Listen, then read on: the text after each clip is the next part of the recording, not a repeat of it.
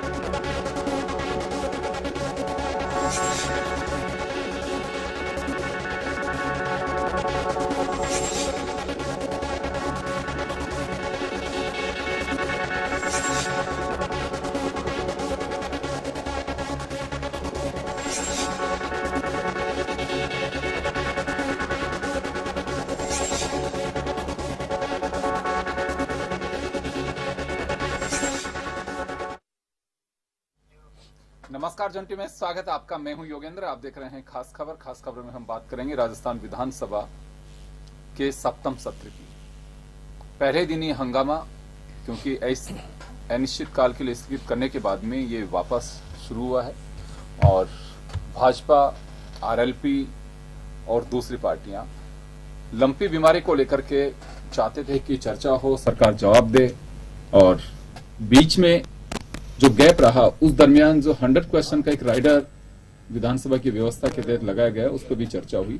BSc की बैठक हुई है। उसमें जो जानकारी मिल पा रही है कि लंपी बीमारी पर बहस होगी मंगलवार को और उसके बाद कृषि मंत्री उसका जवाब देंगे। अब क्या रहता है, लेकिन सबसे बड़ी बात यह है कि पहले हाउस कम कॉल किए जाते हैं और उसके बाद अगर हंगामे की भेंट चढ़े तो मुझे लगता है कि फिर बात कब पूरी हो पाएगी। और दोनों बातें हैं, क्या विपक्ष को सुना नहीं जा रहा या फिर विपक्ष सरकार को काम नहीं करने देना चाहता।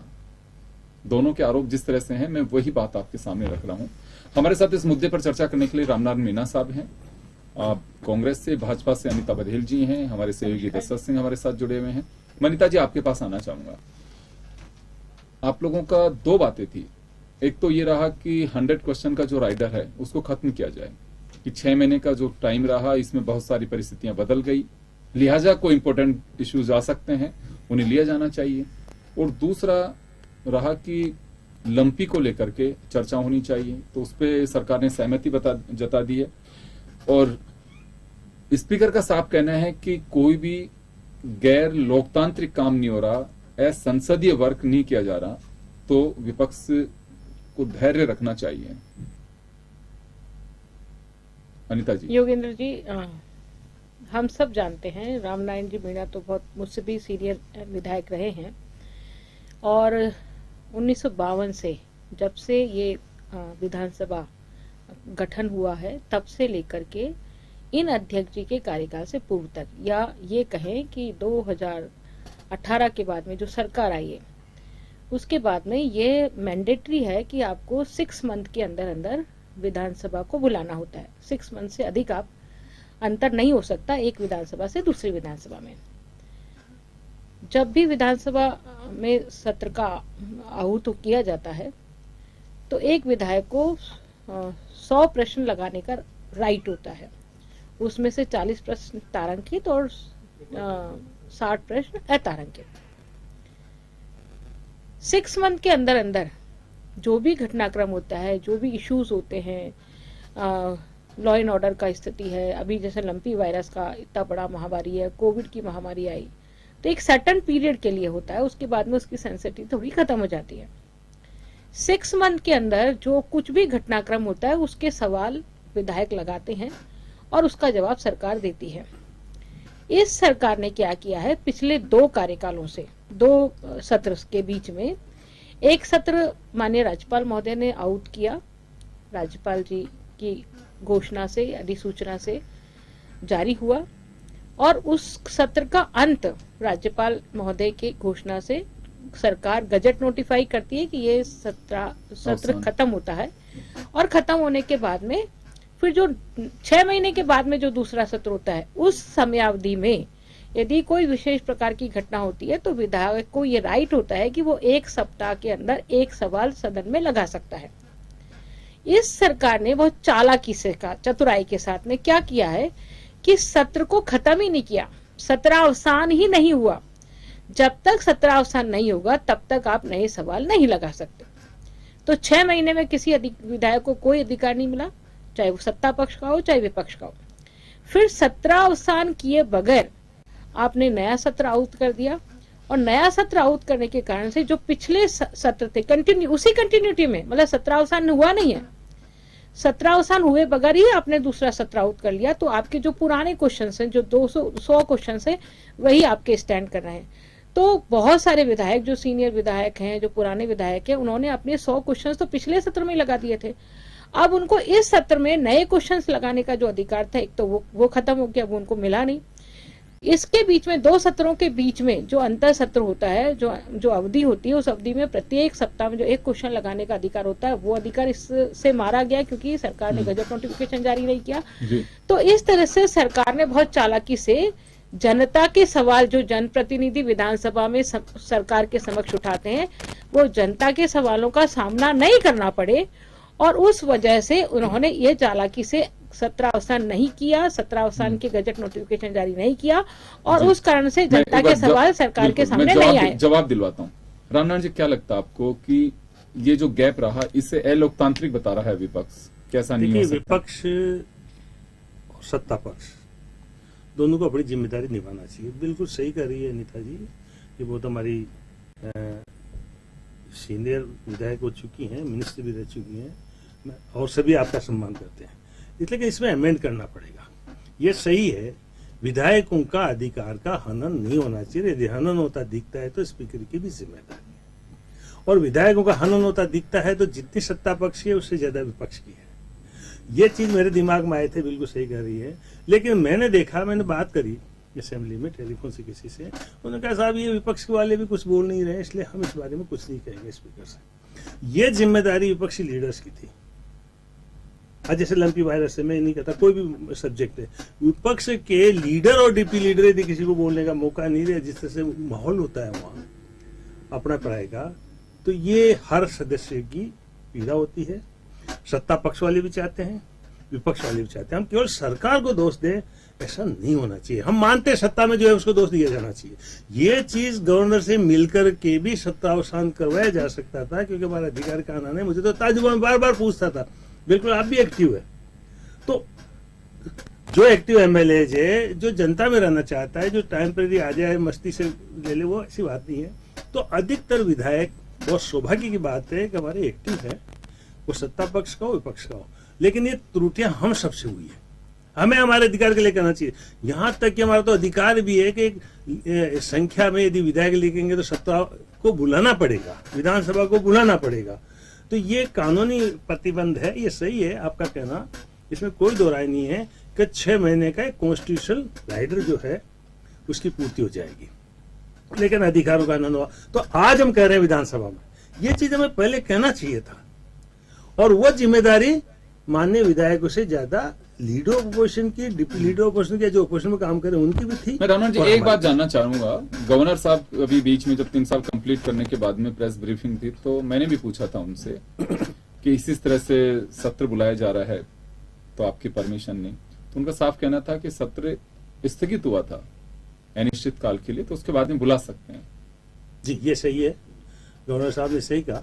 गवर्नर साहब के पावर उससे भी आगे है, वो पूछ सकते थे स्पीकर, क्योंकि स्पीकर गवर्नर के दिन होता है, स्टेट का हेड। मैं एक मिनट में पूरी कर लो, पूरी वो स्टेट का हमारा सर्व है, वो पूछ सकते थे, उन्होंने नहीं पूछा। या जिस प्रकार से पिछले दिनों उन्हीं का जिस तरह का माहौल रहा, क्योंकि आज देश में जो राजनीति चल रही है उस राजनीति का ये हिस्सा बन गए थे मेरी निगाह में। मैं अभी रॉन्ग, लेकिन मेरी निगाह में जिस तरह से बन गए थे, अब ये डिस्प्यूट में बार बार आए हैं, उससे कोई मतलब नहीं है। इसलिए उन्होंने कहा तो कानूनी तौर पे बिल्कुल सही है।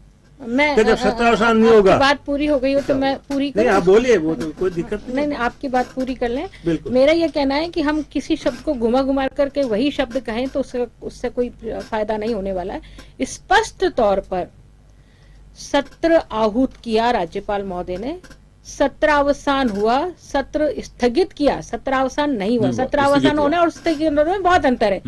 जब विधानसभा ही सत्र को सत्रावसान नहीं करेगी तो राज्यपाल को राइट ही नहीं है कि वो उसका गजट नोटिफिकेशन जारी करे। जब विधानसभा स्वयं जाती है राज्यपाल के पास में कि हमारा सत्र जो है समाप्त हुआ है, सत्रावसान हो गया है, तब उसका गजट नोटिफिकेशन जारी होता है। इसलिए नियम के तहत आपने बहुत चालाकी से, सरकार ने सवालों से बचने के लिए हमको राज्यपाल महोदय के पास नहीं जाना पड़े सत्र आहूत करने के लिए, इसलिए हम खुद ही सत्र आहूत कर लें तो सत्रावसानी नहीं करना पड़े। तो सत्रावसानी नहीं होगा तो सत्र आहूत करने के लिए राज्यपाल के महोदय के पास जाना ही नहीं पड़ेगा। लेकिन आपने ये कहा ये विपक्ष की जिम्मेदारी है, क्या ये सरकार की जिम्मेदारी नहीं है? विपक्ष ने बार बार कहा है, मेरे विधानसभा के लीडर ऑफ ऑपोजिशन ने कितनी बार विधानसभा अध्यक्ष जी को ये बात कही है, सभी विधायकों ने, मैंने स्वयं ने विधानसभा अध्यक्ष जी को ये बात कही है, लेकिन सरकार इस पर कुंडली मार करके बैठी हुई है कि उन्होंने गजट नोटिफिकेशन जारी नहीं किया। और सरकार कुंडली मार के इसलिए बैठी है क्योंकि उनको प्रश्नों का जवाब नहीं देना है। तो क्या जो सत्ता पक्ष के विधायक हैं, वो सत्ता पक्ष के विधायक संतुष्ट हैं इस पूरी कार्यप्रणाली से? क्या उनको इसकी भागीदारी नहीं निभानी चाहिए थी? क्योंकि वो भी जनता के चुने हुए प्रतिनिधि हैं, उनको भी जनता को जवाब देना होगा। तो ये सिर्फ विपक्ष की जिम्मेदारी नहीं है, ये सत्ता पक्ष की भी जिम्मेदारी थी। और सत्ता पक्ष, क्योंकि सरकार में कुछ लोग बैठे हैं वो जनता का जवाब नहीं देना चाहते हैं। मुख्यमंत्री अशोक गहलोत जनता का जवाब नहीं देना चाहते हैं। विधानसभा हो या पार्लियामेंट हो, बहुत बड़ी बात है, देश चलाते हैं, हम ऐसा मानते हैं, हालांकि चलाती सरकार है। लेकिन पिछली दफा, पिछली गवर्नमेंट में जो बीजेपी की थी, 6000 से ज्यादा क्वेश्चन माननीय स्पीकर महोदय ने जो भारतीय जनता पार्टी की तरफ से चुने गए थे रिजेक्ट कर दिए। उस समय कोई नहीं बोला, वो रिजेक्ट नहीं होना चाहिए। मैं तो कहता हूं सदन में प्रस्ताव पास होना चाहिए, जो भी किसी स्पीकर ने किए हैं रिजेक्ट, वो वापस रेस्टोर होना चाहिए। तो ये बिल्कुल सही कह रही हैं, कहने का शब्द का तात्पर्य अलग हो सकता है, लेकिन जैसा मैंने कहा विपक्ष की भी जिम्मेदारी, मैंने नहीं कहा विपक्ष की जिम्मेदारी है, ये सबकी जिम्मेदारी है। ये गवर्नर साहब की भी जिम्मेदारी है, हमारी भी जिम्मेदारी है और माननीय मुख्यमंत्री जी की भी। महामहिम गवर्नर को इस बीच में नहीं घसीटा जाए तो ही बिल्कुल, ज्यादा गवर्नर अच्छा के- है, गवर्नर के एक्शन से ही सब कुछ गड़बड़ हो रहा है। क्योंकि गजट नोटिफिकेशन जब तक सरकार जारी नहीं करेगी, जब तक गवर्नर को कोई राइट नहीं है इसमें गवर्नर पूछ दखल सकता है, दखलंदाजी आप करने कॉन्स्टिट्यूशन का। पढ़ के देख लीजिए। हाँ, कॉन्स्टिट्यूशन मैंने बहुत अच्छे से पढ़ा है, पढ़ सकते उसको। पर सरकार क्यों भागना चाहती है प्रश्नों से? अब जनता ये के गवर्नर प्रश्नों साहब से क्यों पूछे, अपन आप सरकार मिले भागना गवर्नर चाहती साहब है? से, क्यों नहीं उन्होंने जी। वो किया। दर्शक, क्या लगता है आपको कि जो अभी बात चल रही है, विपक्ष का ये मानना है कि लंपी पे चर्चा होनी चाहिए, उसका मुझे लग रहा है कि जो सुन पा रहे हैं अभी, एग्जैक्टली नहीं कह सकते, कि विधानसभा में मंगलवार को चर्चा का दिन मुकर्रर किया गया है। हाँ, क्या लंपी पे चर्चा होगी और मंत्री उसका जवाब देंगे। एक तो बात हुई। दूसरी बात, 100 सवाल उसको लेकर के सीपी जोशी को व्यवस्था दे रहे थे, लेकिन विपक्ष के नेता को कॉल भी कर दिया था। हंगामे के बीच वो बोल नहीं पा रहे थे, तो सीपी जोशी ने अपनी व्यवस्था देके उसको आगे बढ़ा दिया और बिल पास करा दिए।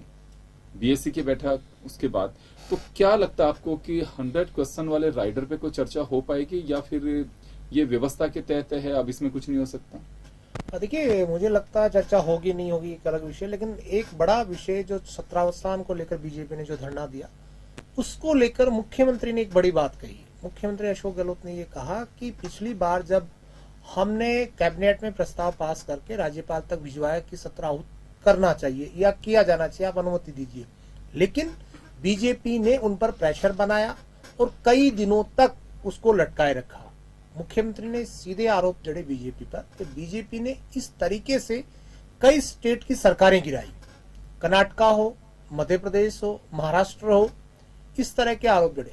मुख्यमंत्री ने यह भी कहा कि 17वां नहीं हुआ, ये कोई ड्यूटी नहीं है कि हमने नहीं किया, उन्होंने नहीं किया, लेकिन पिछली बार जब सरकार पर संकट आया उस वक्त हमने कैबिनेट में प्रस्ताव पारित किया और वो राज्यपाल महोदय को भेजा, लेकिन बीजेपी ने ये इनके प्रकरण इस तरह की कोशिश की कि वो चीजें नहीं हो तय समय पर, जबकि हम चाहते थे कि ये चीजें हो। दूसरी बात, लंपी डिजीज को लेकर राजेंद्र राठौड़, जो मुझे लगा सदन के बाहर कहते हैं कि हमने स्थगन लगाया है इसलिए चर्चा होगी, जबकि बीएससी की बैठक में पहले ही क्लियर कर दिया जाता है कि कल लंपी पे चर्चा होगी और दोपहर 3 बजे मंत्री इसका जवाब देंगे।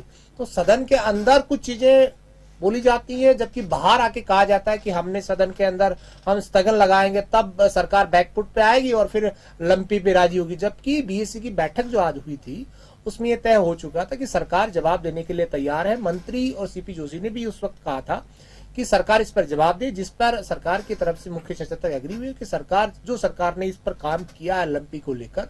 और साथ ही मुख्यमंत्री ने यह भी कहा कि बीजेपी ने जिस तरह का धरना दिया वेल में या विधानसभा अध्यक्ष के चैम्बर में, कि ये धरना बीजेपी को दिल्ली देना चाहिए। उनकी तरफ से ये कहा गया कि राष्ट्रीय महामारी घोषित करे और वो इसके लिए दिल्ली जाए। जी, मैं जवाब दे देता हूँ। अनिता जी, ये बात लगातार मुख्यमंत्री कह रहे हैं कि हम भी साथ चल सकते हैं कि लंपी को नेशनल डिजीज डिक्लेयर करवाइए, तो ये बीजेपी को पहल करनी चाहिए। पहले तो मैं आपकी बात का जवाब दे दूं, बिजनेस एडवाइजरी कमेटी में क्या तय हुआ क्या तय नहीं हुआ, ये कोई राइट नहीं है जब तक कि बिजनेस एडवाइजरी कमेटी को हाउस की प्रॉपर्टी है, वो हाउस की प्रॉपर्टी जब तक नहीं बनता है तब तक आप बिजनेस एडवाइजरी कमेटी की किसी भी चीज को सदन से बाहर नहीं बोल सकते। ये नियम विरुद्ध है।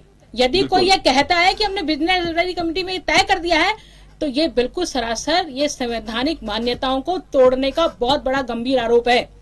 पहली बात तो ये है ना, ये गलत है। यदि आपने यहाँ ये बात कही है तो ये भी गलत है। आपको कोई राइट नहीं, वो सदन की प्रॉपर्टी, आप सदन की प्रॉपर्टी को अपनी प्रॉपर्टी बना करके कैसे बाहर बोल सकते हैं? एक सेकंड, नहीं, बात पूरी सदस्यों की बात कर रहा हूं। ये बात आई कहां से? बिजनेस एडवाइजरी कमेटी में जो तय होता है वो सदन में जाता है, सदन उसको यस करता है, तब जाकर के वो बाहर आती है चीजें। और दूसरी बात कि हमने बिजनेस एडवाइजरी कमेटी में तय कर लिया। मुझे बताइए, बिजनेस एडवाइजरी कमेटी की मीटिंग कितनी बजे हुई?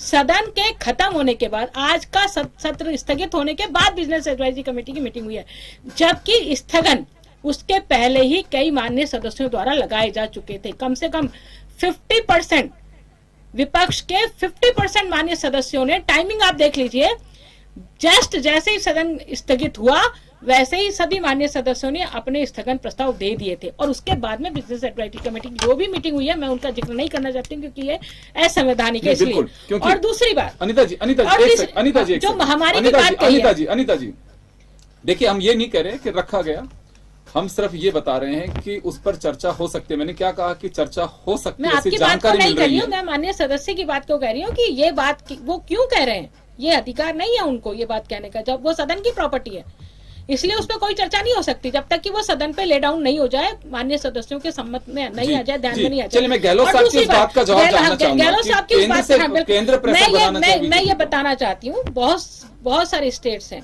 है ना, गुजरात है, उत्तर प्रदेश है, बाकी के स्टेट्स हैं, उन स्टेट्स ने भी कैसे लंपी वायरस को अपने काबू में पाया है। 60 लाख डोज आज भी यूपी के पास है और 20 लाख डोज वो लगा चुके हैं। हमारे पास तो 20 लाख डोज भी नहीं है। हर चीज को केंद्र पर डालने का स्वभाव जो मुख्यमंत्री जी ने बनाया है ना, पशु हो तो भी केंद्र करे, कोविड हो तो भी केंद्र करे, बाढ़ आ जाए तो भी केंद्र करे, फसल का मुआवजा हो तो भी केंद्र करे, सब चीजों में केंद्र करे। तो भैया आपने मुख्यमंत्री क्यों बने? किसानों को का कर्जा माफी की बात की घोषणा आप करते हैं और फिर आप केंद्र को चिट्ठी लिखते हैं कि केंद्र के बैंकों का कर्जा माफ आप करवा दीजिए, आप सहमति दे दीजिए। घोषणा करते समय राहुल गांधी से जब मंच से बुलवाया गया था कांग्रेस की सभाओं में, तब क्यों बोला था ये बात कि हम माफ कर देंगे? राष्ट्रीयकृत बैंकों का कर्जा आज तक भी माफ नहीं हुआ, 4 साल हो गए। आपने युवाओं को बेरोजगारी भत्ता देने की बात कही थी, अभी उनको राइडर लगा दिया कि आप इंटर्नशिप करिए 4 घंटे की। कौन बेरोजगार अपनी तैयारी करेगा नौकरी लगने की, सर्विस में जाने की, या 4 घंटे वहां जाकर के इंटर्नशिप करेगा? आप आधा घंटा तो आधा दिन तो वो वही खराब करेगा इंटर्नशिप में। तो आप बेरोजगारी भत्ता लेने से वंचित करें लोगों को। 26 लाख युवा हैं राजस्थान में जिनको बेरोजगारी भत्ते के पात्र, लेकिन मिल कितना को रहा है? 1 से 1.25 लाख लोगों को मिल रहा है। तो आप ज्यादा बेवकूफ नहीं बना सकते। वो जमाने गए जब सोशल मीडिया नहीं था, बाकी की चीजें नहीं थी, लोग पढ़े लिखे नहीं थे, लोगों को नहीं मालूम था कि केंद्र में क्या हो रहा है, नियम क्या निकले और स्टेट में क्या हो रहा है। अनिता जी, मैं जवाब दिलवा रहा हूँ। रामनारायण जी थोड़े से बेताब हो रहे हैं जवाब देने के लिए। नहीं ऐसा कुछ नहीं है। मैं लगातार ये बात क्यों कही जा रही है कि केंद्र सरकार इसे नेशनल डिजीज डिक्लेयर करे? कई राज्यों में है, एक राज्य में नहीं है।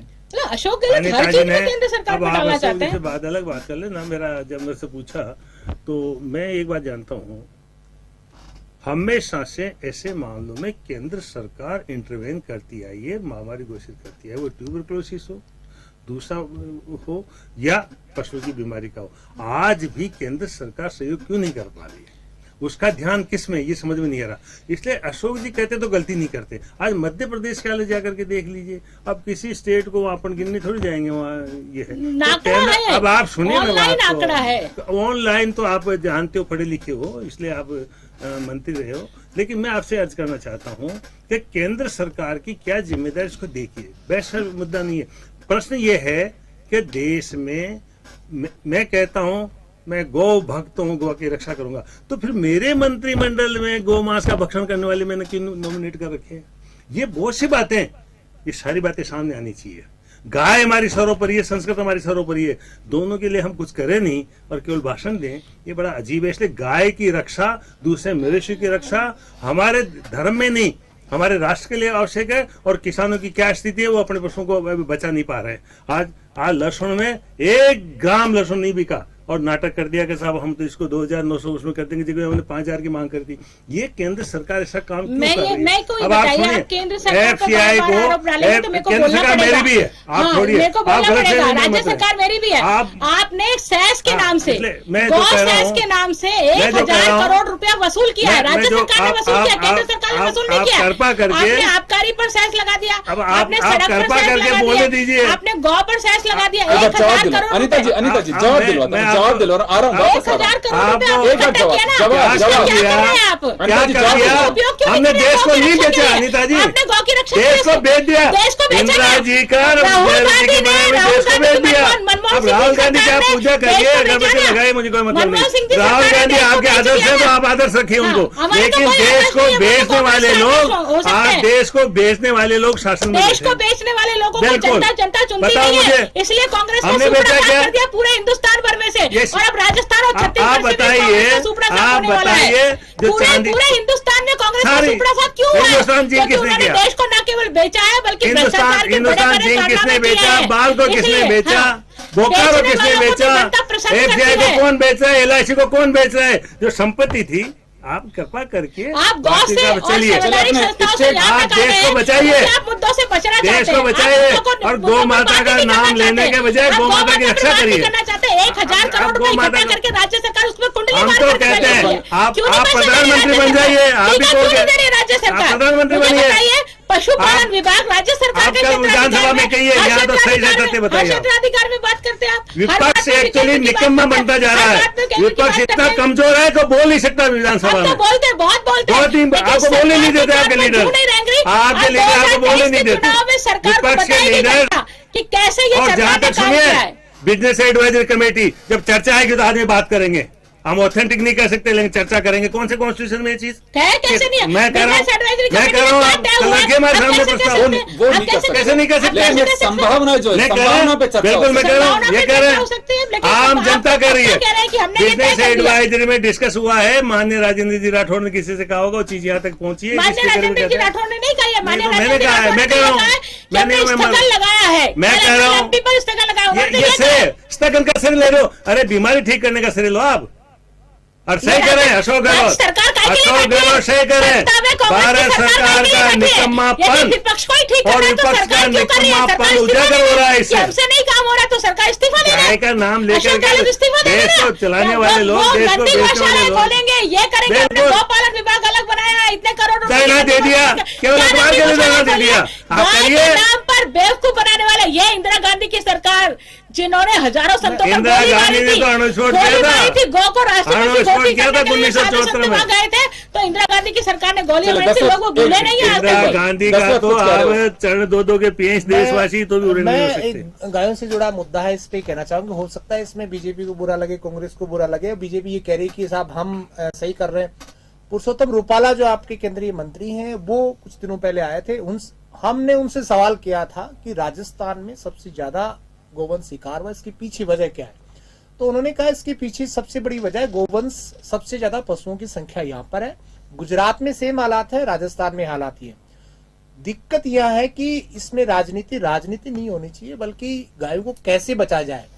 सरकार की तरफ से ये कहा जाता है कि गोटपॉक्स नामक एक दवाई दी जाती है, जो बकरियों की लगती थी वो दी जाती है। ऐसी कोई नई दवाई जात हुई नहीं है। सेंट्रल गवर्नमेंट जो हमारे पास भेजती है, हम उसका यूज करते हैं। अब सेंट्रल मंत्री जब आके जयपुर में ये कहते हैं कि हम सरकार का सहयोग करने के लिए तैयार है, राजस्थान सरकार बेस्ट काम कर रही है, ये बाकायदा ऑन रिकॉर्ड बाइट है। इसमें किंतु परंतु वाली बात नहीं है कि उसने क्या बोला क्या नहीं बोला। तो ये इस चीजों पर राजनीति नहीं होनी चाहिए। गाय को कैसे बचाएं, ये पशुपालक जिनके गाय अच्छा, मरी है हाँ, उनको मुआवजे की कोई बात नहीं कर रहा। बात ये करेंगे अशोक गहलोत या वसुंधरा राजे, बीजेपी, कांग्रेस, या तमाम चीज।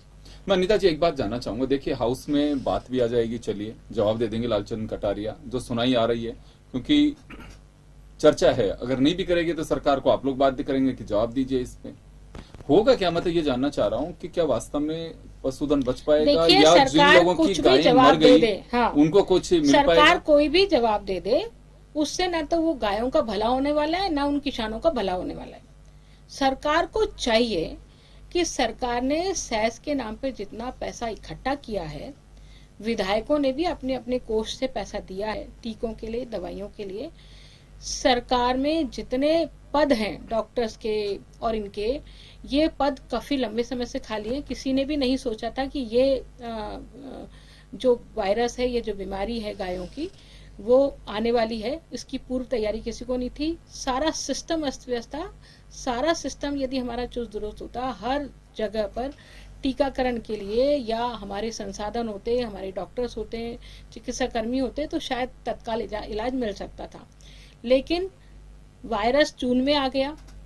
यदि उस समय भी सरकार पूर्व तैयारी के साथ, पूरी सजगता के साथ यदि इसको मॉनिटर करती, तो बहुत सारे पशुधन को बचाया जा सकता था। पर बहुत इसको टेक इट ग्रांटेड लिया गया, बहुत इजी लिया गया। और जब ये संक्रमण इतनी तेजी से फैला, तब हम जागे। एक हमारी गलती ये रह गई। दूसरी, जितने टीके हमको लेने चाहिए थे, उतने टीके हमने प्रिजर्व नहीं किए। जितना तेजी से हमको टीकाकरण कराना चाहिए था, उतना तेजी से हम टीकाकरण नहीं करा पाए, क्योंकि हमारे पास डॉक्टर्स नहीं, संसाधन नहीं है। हमारी पोस्टें खाली पड़ी हुई हैं, हजारों पोस्टें हमारी खाली पड़ी। गांव में इतनी पोस्टें हैं, लेकिन गांव में पोस्टें खाली है, तो वहाँ टीका लगाए को। अब जब एक साथ टीका लगाना इतने सारे पशुधन को, तो नेचुरल सी बात है, एक आदमी को 2000 गायों को टीका लगाना है, 10,000 गायों को टीका लगाना है, तो वो जितनी उसकी क्षमता होगी उतने से लगाएगा। तो इंतजार करते रहे, वो इंतजारी में संक्रमण फैल गया, और फैल गया तो यह बेकाबू हो गया। तो ये सरकार को सजगता से इसकी पूर्व तैयारी करनी चाहिए थी। जब जून में ये चीज आ गई थी, मई जून में जब ये एक संक्रमण हो चुका था और उन्हें पता था कि हमारे यहाँ इन जिलों में हमारे पशुधन ज्यादा है, तो उस संक्रमण को रोकने की कोशिश करते और वहां टीकाकरण तेजी से कराते। टीकाकरण यदि टाइमली तेजी से हो जाता तो ये संक्रमण इतनी तेजी से नहीं फैलता। आज भी ऑन रिकॉर्ड ये कहा जा रहा है कि 1 लाख पशुधन खत्म हुआ है, जबकि वास्तविकता यह है कि जो सरपंचों ने रिपोर्ट दी है, जो वीडियोस की रिपोर्ट आई है, उसमें लगभग 8 लाख के करीब हमारा पशुधन खत्म हुआ है। ऐसी स्थिति में वो किसान जिनकी कमाई का आधार ही सिर्फ पशुधन था, उनकी तो कमर टूट गई। ऐसी स्थिति में सरकार को चाहिए बल्कि निश्चित रूप से इसमें आपकी बात से सहमत हूं कि वास्तव में बड़ी विपरीत स्थितियां रही हैं बहुत सारे लोगों के लिए। केवल बस गाय दोहने के लिए नहीं कि दूध, उनकी आय का एक बहुत बड़ा जरिया है। बहुत सारे परिवार ऐसे हैं जो पशुपालक हैं, वो डिपेंड उसी पे हैं। रामनाथ जी, आपके पास आना चाहूंगा, क्या वास्तव में कहीं कोई चूक रही है इसमें? देखिए, ये तो सही है। हम दुर्भाग्यपूर्ण तरीके से, क्योंकि मैं कांग्रेस का स्टेट गवर्नमेंट है इसलिए मैं कौन कहूँगा, अनिता जी बीजेपी के इसलिए वो उसकी बात करेंगे। हमें इस बीमारी को खत्म करने के लिए, गोवंश को बचाने के लिए, और जिसका गोवंश या जो पशु गए हैं उनको उचित मुआवजा मिले, इसके बारे में मंथन करना चाहिए, तेरी मेरी करने के बजाय। और वो किया जा सकता है। और ये कहना कि साहब इस सरकार की जिम्मेदारी उसकी नहीं है, देश की प्रॉपर्टी है, देश की सरकार है, यहाँ की वो वहाँ की हमारी सरकार है। इसके बारे में मंथन यदि ठीक ढंग से करेंगे तो निश्चित तौर पे विधानसभा में नतीजा निकलेगा। लेकिन जिस तरह से होल्ला करते हैं, वॉकआउट करके अखबार आने के लिए हम जो कोई भी करते हैं, मैं पार्टी की बात नहीं कर रहा हूँ, ये करेंगे तो किसान मजबूर रहेगा, बर्बाद हो जाएगा और इसका कोई नतीजा नहीं निकलेगा। 4 दिन की विधानसभा है, उसके बाद सब खत्म है। हम विधानसभा में नतीजा लेंगे। माननीय भैरव सिंह जी के टाइम पे ऐसे मामले में हमने लिया भी है 90 से 92 के बीच में, और पहले भी लेते आ रहे हैं। हम जिम्मेदारी समझें, पार्टी लेवल को हटा करके आम जन के हित में काम करेंगे तो निश्चित तौर पर आपको नतीजा। आप सही कह रहे हैं, क्योंकि डिमांड सभी की है कि लंपी वायरस से निपटने के लिए कुछ ऐसा ठोस कदम हो, रणनीति बने, चर्चा भी एक सार्थक रहनी चाहिए। और मुझे लगता है कि खासकर जो क्षेत्र सबसे ज्यादा पीड़ित है, वहां के सदस्यों को बोलने का भी एक अवसर मिलना चाहिए। पार्टी लाइन पे अपना एक है कि क्या सिस्टम रखते हैं। दर्शक, क्या लगता है कि जो पहले दिन वैल में सदस्य रहे, शोक अभिव्यक्ति के दौरान चले अपने सीटों पे पहुंच गए, अब बिजनेस एडवाइजरी कमेटी में भी बीजेपी, कांग्रेस और दूसरे दल सब शामिल रहे, अब लगता है कि हाउस चल पाएगा मंगलवार से? देखिए, मुझे लगता है कि बीजेपी इस पूरे मुद्दे को इश्यू बनाएगी, क्योंकि बीजेपी ने कल से ही विधानसभा 3 दिन का कार्यक्रम बताया जा रहा है कि 3 दिन विधानसभा घेराव। एक तरफ बीजेपी सदन के अंदर सरकार को घेरने की कोशिश करेगी लंपी को लेकर। हालांकि सरकार की तरफ से जवाब भी दिया जाएगा कि सरकार की तरफ से क्या कदम उठाए गए, नहीं उठाए गए, या क्या कर सकते हैं। लेकिन इस तरह के मुद्दों पर बीजेपी या कांग्रेस एक आप कोई ना कोई क्राइटेरिया कह सकते हैं, एक बिंदु बना सकते हैं, सरकार के समक्ष रख सकते हैं कि ये हम कर सकते हैं, इस तरह से गोवंश को बचाया जाए, या फिर जो गोपालक है उनको राहत दी जाए। राहत की बात हो या गोपालकों को बचाने की बात हो, गोवंश को बचाने की बात होनी चाहिए। जबकि बीजेपी का ये भी कहना है कि साहब अंदर नहीं, हम बाहर भी सरकार को घेरेंगे, तो इससे फायदा गोपालक का या पशुधन जो पालता है उसका नहीं होने वाला। पॉलिटिकल एडवांटेज तो हो सकता है किसी को भी, या चर्चाएं हो सकती हैं, लेकिन सबसे बड़ा सवाल यह है कि गोपालक को कैसे राहत दी जा सकती है। उसके जो जख्म उसे मिले हैं उस पे नमक नहीं, उस पे राहत की मल्लम कैसे लगाई जा सकती है। मुझे लगता है तब सार्थकता होगी विरोध की भी और सुनने की भी। और अगर हम बहस करके वैसे ही वापस लौट के आएंगे, हम 4 खबरें लिख देंगे, विपक्ष के लोग या सत्ता पक्ष में को बोलना चाहेगा, क्योंकि ये देखिए पशुधन से जुड़ा मुद्दा है। इसमें मुझे लगता है कि बोलेंगे सभी, किसी भी पक्ष के होंगे, और इससे कोई ये भी नहीं कह सकता है कि नहीं है ही नहीं सब लंपी, खारिज भी नहीं कर सकते। जो तस्वीरें बयां करते हैं दिखाई देती हैं, सदस्य खुद भी जाकर के देख के आते हैं, निश्चित रूप से चिंताजनक है। हम यही गुजारिश करना चाहेंगे कि सार्थक चर्चा हो और सार्थक ही जवाब आना चाहिए इसमें, ताकि कोई रास्ता जो नजर गड़ाए बैठे हुए हैं कि कुछ उम्मीद वहां से निकल करके आएगी, उनके लिए कोई महत्वपूर्ण कदम उठा सके। चलिए, बहुत बहुत शुक्रिया तमाम अतिथियों का और हमारे दर्शकों का। खास खबर में इतना ही, दीजिए इजाजत, नमस्कार।